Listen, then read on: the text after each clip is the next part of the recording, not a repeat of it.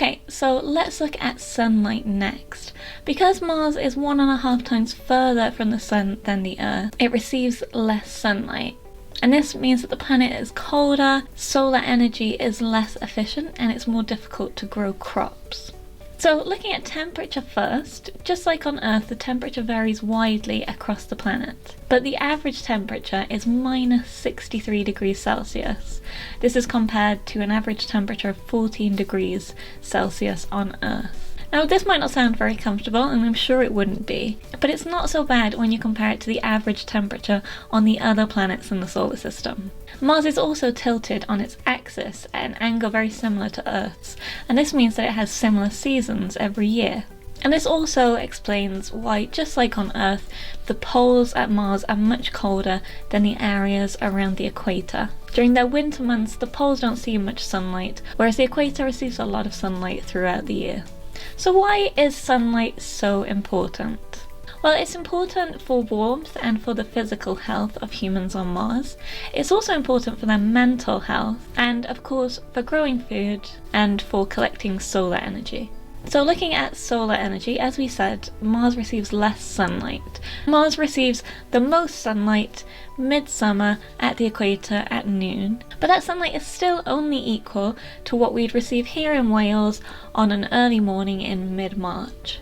So to put that into numbers, the annual solar irradiance here on Earth, and that's how much sunlight we receive throughout the year, is 950 kilowatt hours. On Mars it's just 192 kilowatt hours. And in practice, this means that on Earth, a household of 6 people would need about 24 solar panels to power that house, whereas on Mars they need about double that. They need about 50 solar panels for one house of 6 people. So where we're located on the planet, whether it's close to the poles or close to the equator, is something that we need to bear in mind before we begin our mission.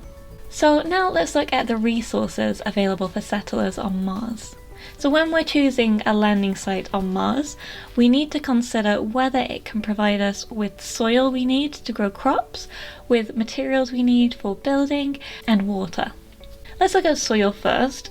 So as well as sunlight, plants need nutritious soil, and the fertile soil on Earth includes all kinds of living and dead organisms like bacteria and plant matter, as well as rocks, minerals and nitrogen. Martian soil of course doesn't include these dead or living organisms, and it's much less moist than the soil that we find here on Earth. It only has about 2% moisture, whereas we find that the soil on Earth has about 50%.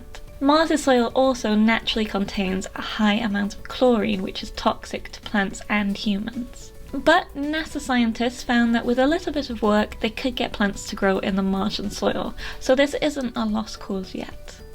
And another thing needed by both plants and humans is water. So today, water is only found on the Martian surface in the form of ice, and this is mostly found at the poles. Although we think we can harvest water from the ground, and a big discovery was made last January 2019, of a salty liquid water lake under the surface of Mars. This is the first stable body of liquid that's ever been found on Mars, so fingers crossed we can find more in future. So when choosing a location for a human base on Mars, we want to make sure that we have access to ample water.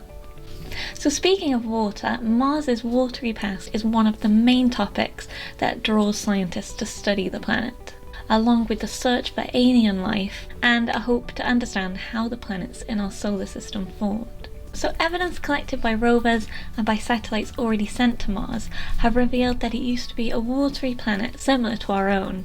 And scientists are hugely interested to find out what it was that turned Mars from this watery world into this cold, dry planet that we see today. Its watery past also makes Mars a prime target in the search for alien life. As far as we know, all life needs water to survive, and Mars is the only planet beyond the Earth on which we've found water.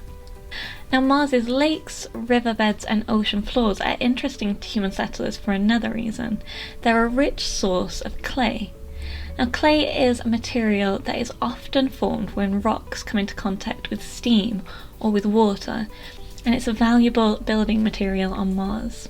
Join us again to learn more about the Martian environment and what we need to consider when planning a human mission to Mars.